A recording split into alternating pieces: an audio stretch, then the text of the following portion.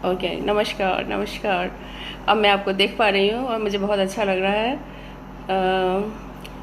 तो सबसे पहले मैं एक छोटी सी प्रार्थना ही कर लेती हूँ जब तक सब लोग जुड़ते हैं मेरे साथ। राम राम तुम तपस्वी रहे, राम तुम तपस्वी रहे।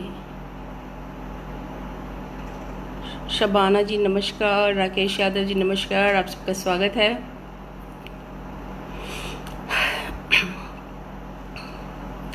राम तुम तपस्वी रहे, राम तुम तपस्वी रहे, हनुमान तुम सेवक, लक्ष्मण तुम पदहीन, सीता तुम कर्मलीन। हाथ जोड़ खड़ी हूँ आज, कर दो मोहे अभिमानहीन। आप सबको शशि महाजन का नाइजीरिया की राजधानी अबूजा से बहुत बहुत नमस्कार। इस समय भारत एक बहुत बड़ी महामारी से जूझ रहा है और मैं अपने परिवार की तरफ से, अपनी तरफ से आप सबके स्वास्थ्य की सबसे पहले मंगल कामना करना चाहती हूँ और प्रार्थना करते हैं कि हमारा देश बहुत जल्दी इससे बाहर निकल आए। ये मेरा पहला अवसर है जब मैं आप लोगों के साथ जुड़ रही हूँ। हो सकता है बहुत सी गलतियाँ हो जाएं, तो आप मुझे क्षमा कर दीजिएगा और हो सके तो मुझे गाइड भी कर दीजिएगा। मैं 40 साल से लिख रही हूँ और आज मैं आपको उसी यात्रा पे ले चलती हूँ कि कैसे एक लेखक के रूप में मेरे विचारों में परिवर्तन होता रहा। पाठक जी बहुत बहुत धन्यवाद। तो सबसे पहली कविता जो मैं अपनी पुरानी डायरी में से मट्टियों छाड़ के लेके आई हूँ, उसका शीर्षक है आतिथ्य।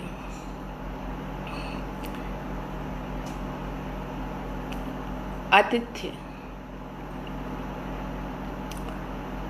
उस दिन जब अचानक नींद से जागने पर मैंने अपनी खिड़की से बाहर झांका था। उस दिन अचानक नींद से जागने पर जब मैंने अपनी खिड़की से बाहर झांका था, तुम मुझे मुस्कुराते मिले थे और मैं अपना सब दुख दर्द भूल तुम्हें निहारती रही थी। उस दिन जब अचानक नींद से जागने पर मैंने अपनी खिड़की से बाहर झांका था, मैं अपना सब दुख दर्द भूल तुम्हें निहारती रही थी।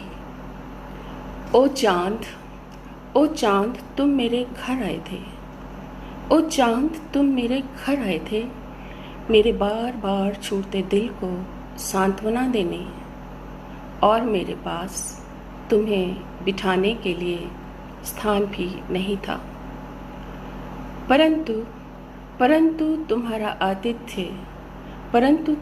आतिथ्य मैंने किया था। तुम्हारे आने पर मैं मंत्रमुग्ध हुई थी। कवि आनंद जी, आपका हार्दिक स्वागत है। पाठक जी, मुझे आपने इस कारवां के साथ जोड़ने के लिए, जबकि मैं विदेश में रहती हूँ, बहुत बहुत धन्यवाद उसके लिए। मुझे सच में ऐसा लग रहा है जैसे मैंने गंगा को अपनी अंजलि में भर लिया हो और हिमालय की मिट्टी को अपने सिर पे लगा लिया हो। अपने देश और देशवासियों के साथ जुड़ने का आनंद क्या होता है, ये तो एक विदेश में रहने वाला व्यक्ति ही जानता है। इस समय यहाँ पे दोपहर के 3:30 बजे हैं। यहाँ पे हम आए थे सन 1998 में, और जब हम आए थे तब यहाँ पे एक फ़ोन करना भी बहुत मुश्किल होता था। फ़ोन अगर डेड हो जाता था फिर महीनों तक ठीक नहीं होता था, और फ़ोन सबके पास होता भी नहीं था। मोबाइल वगैरह, इंटरनेट वगैरह तभी ठीक से आए भी नहीं थे। तो आज मैं अपने घर में बैठ के आप सबसे इतनी अच्छे से जुड़ रही हूँ। मुझे लगता है ये मनुष्य के प्रयत्नों की एक बहुत बड़ी जीत है और जिसका अभिनंदन हम सबको करना चाहिए।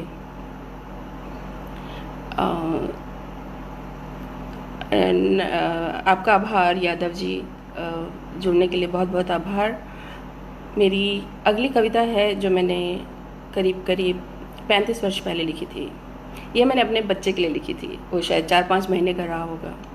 हमारी संस्कृति में माता को पहला गुरु कहा गया है और वो होती भी है, परंतु माँ होना एक बहुत जिम्मेवारी का काम होता है और माँ के अपने ही जाने अनजान जानने की और ना जानने की सीमाएं होती हैं। कुछ इसी उधेड़-बुन में इन्हीं विचारों को लिखी हुई ये कविता है। ये कविता मेरी डायरी में धूल मिट्टी के बीच कभी नहीं दबी, क्योंकि मुझे लगता है इस कविता को सुन के आज भी लोग थोड़ा बहुत सोचने के लिए मजबूर हो जाते हैं। मेरा एक यूट्यूब चैनल है शशि's थॉट्स, मैं उसमें हिंदी में भी लिखती हूँ और अंग्रेजी में भी लिखती हूँ। इस कविता को लेके मैंने उस पर एक वीडियो बनाई है मम। अगर आपको कभी समय मिले तो आप प्लीज़ वो देखिएगा, आपको अवश्य ही अच्छी लगेगी। मैं इतना दावे के साथ कह सकती हूँ। और अगर आपको अच्छा लगे तो प्लीज़ मेरे चैनल को आप लाइक भी करिएगा और सब्सक्राइब भी करिएगा। तो कविता प्रस्तुत है। मेरे पास कुछ विचार हैं, मेरे पास कुछ विचार हैं, कुछ अनुभव हैं और हैं कुछ सपने। मेरे पास कुछ विचार हैं, कुछ अनुभव हैं और हैं कुछ सपने, मेरे नन्हे तुझे उत्तराधिकार में देने के लिए। मेरे पास कुछ विचार हैं, कुछ अनुभव हैं और हैं कुछ सपने, मेरे नन्हे तुझे उत्तराधिकार में देने के लिए। परंतु यह सब तुझे देते हुए मेरा मन कांपता है भय से। परंतु यह सब तुझे देते हुए मेरा मन कांपता है भय से। कहीं तो कल अपनी जवान राहों में, कहीं तो कल अपनी जवान राहों में ना समझे अपनी उत्तराधिकारिक संपत्ति को दोषपूर्ण। कल तो अपनी जवान राहों में ना समझे अपनी उत्तराधिकारिक संपत्ति को दोषपूर्ण।